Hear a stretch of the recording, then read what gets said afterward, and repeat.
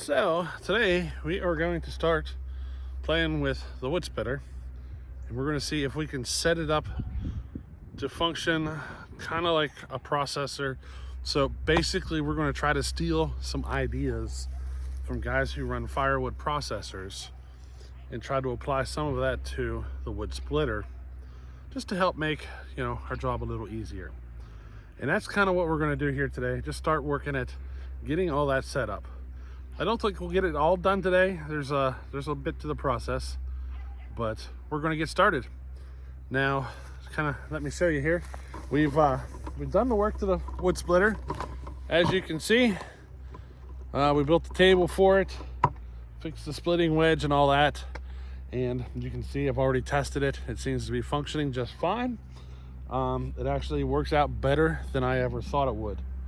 So the table, boy, does that thing really make it nice, because you're not picking stuff up off the ground anymore to resplit it. It's laying right there. And we're going to kind of apply that theory of not having to pick stuff off the ground to our cutting. So that's where we're headed to today. So I'm going to kind of go over the process. We're going to kind of work on it, get her set up, and we're going to give her a test run and see how she does. All right, so what you're going to see here is I got a log laying there like so. I need two.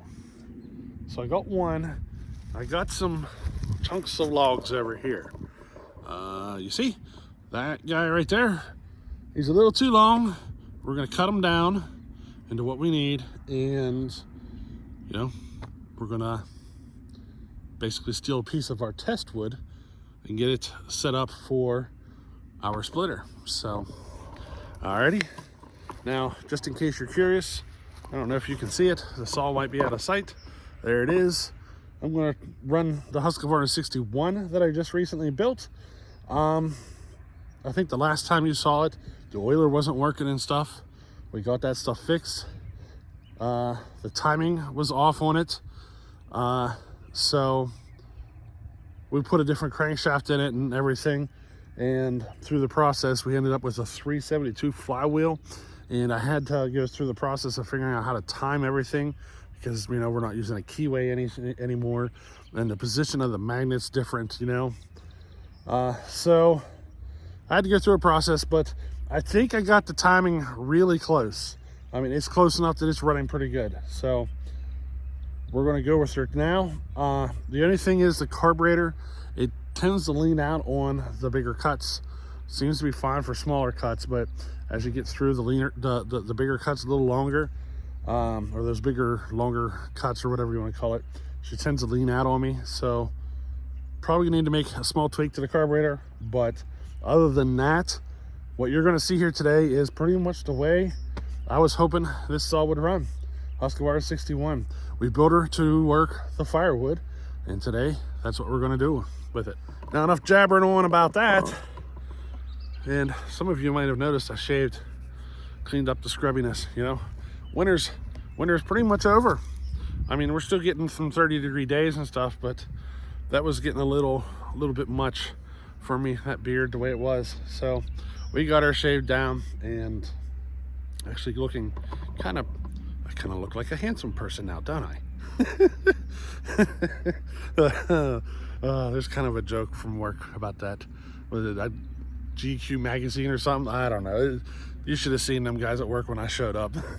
But anyway, let's get this piece of wood cut, and you're going to get to see what I'm talking about. We're trying to steal some ideas from the Firewood processors. Alrighty.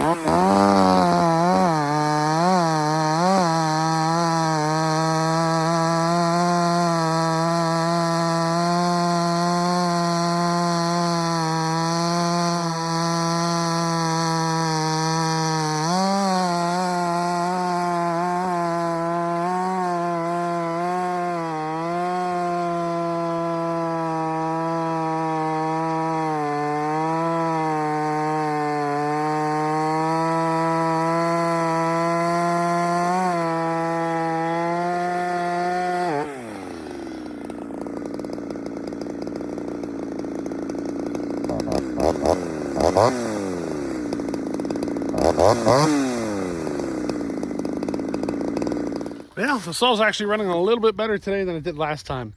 A little bit lean on, well, she's still just a little lean on the idle circuit, but she's getting better. We'll get it better in time, you know what I mean? Small tweaks at this point. Okay, so here is my idea.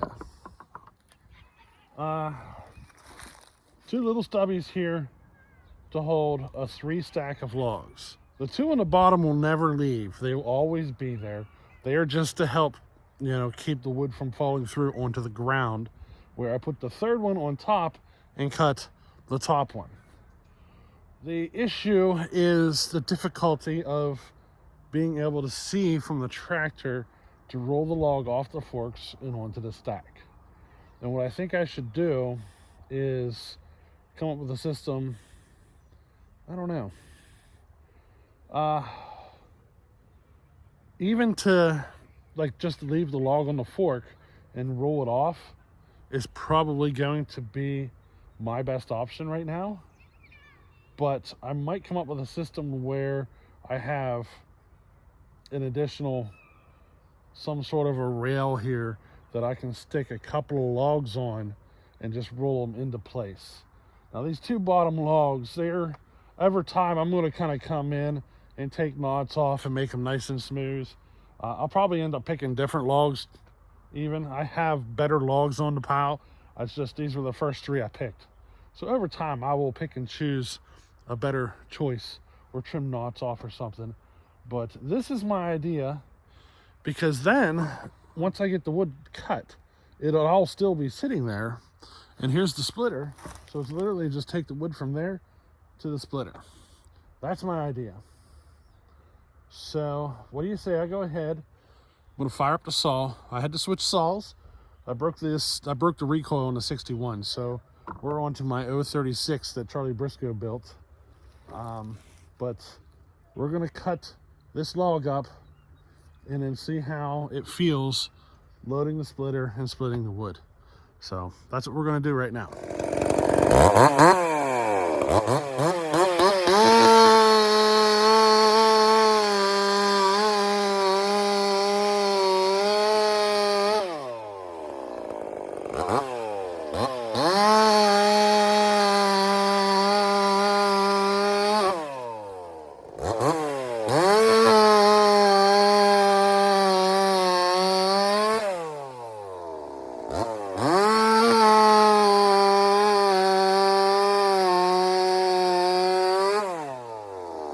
All right, so I think you get the idea there. Let's fire the splitter up and see how that side of the process works, or see how it feels, I'm trying to keep from having to pick the wood up off the ground and load the splitter. That is probably the worst part of running a log splitter, is picking your wood up off the ground repeatedly. So let's see how this works out.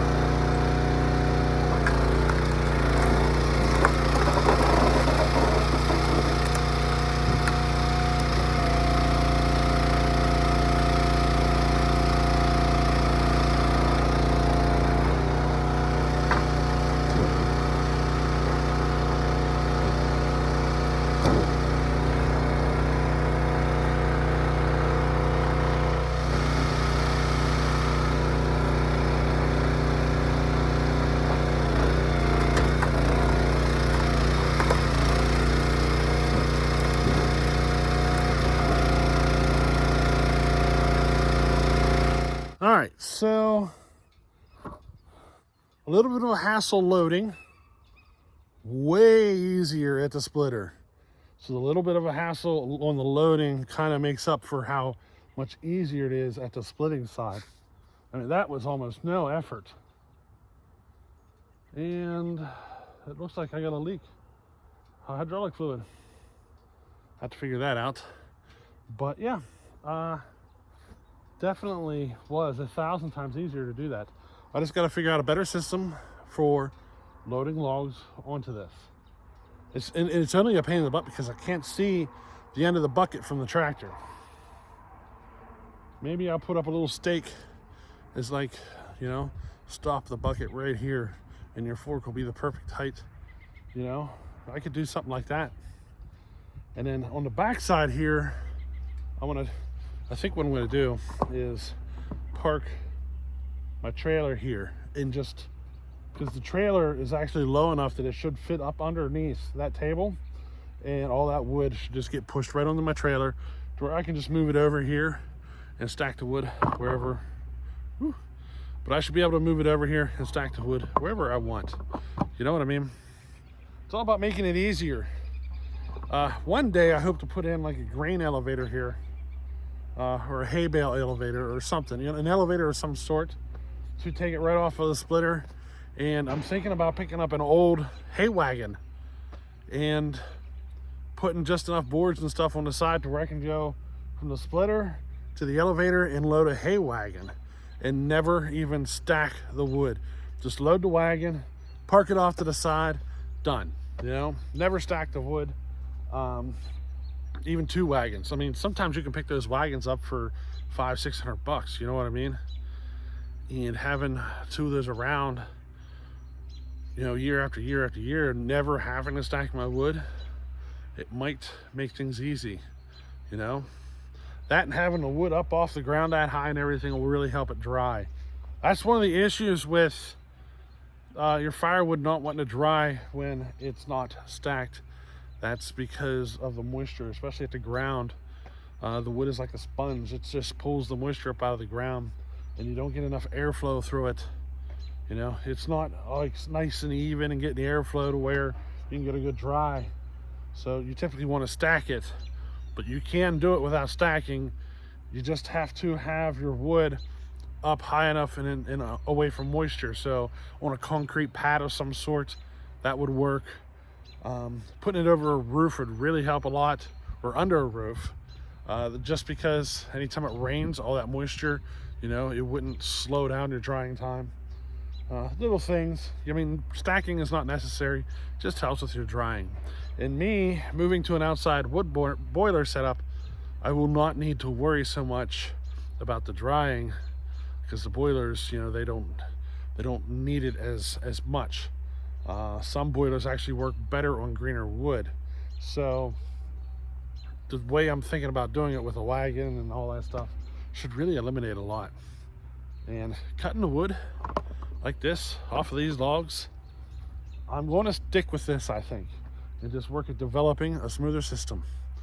I just kind of figured today I kind of show you what I'm doing, and that way you guys could see, because we got this tractor load of logs.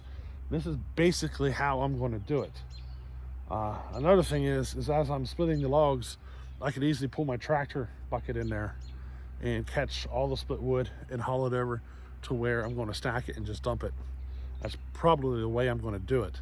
Just stick the bucket of the tractor there, let the splitter push it right into the bucket, and then just haul it over and dump it. You know? So that's it. That's it for today. I hope you enjoyed this little bit of a firewood splitting adventure, a little bit of saw. You got to see the 61 run on one cut. We'll have to do a dedicated video for that saw and kind of show you how it's running. And yeah, hey, hope you enjoyed this one. We'll catch you in the next one. Later.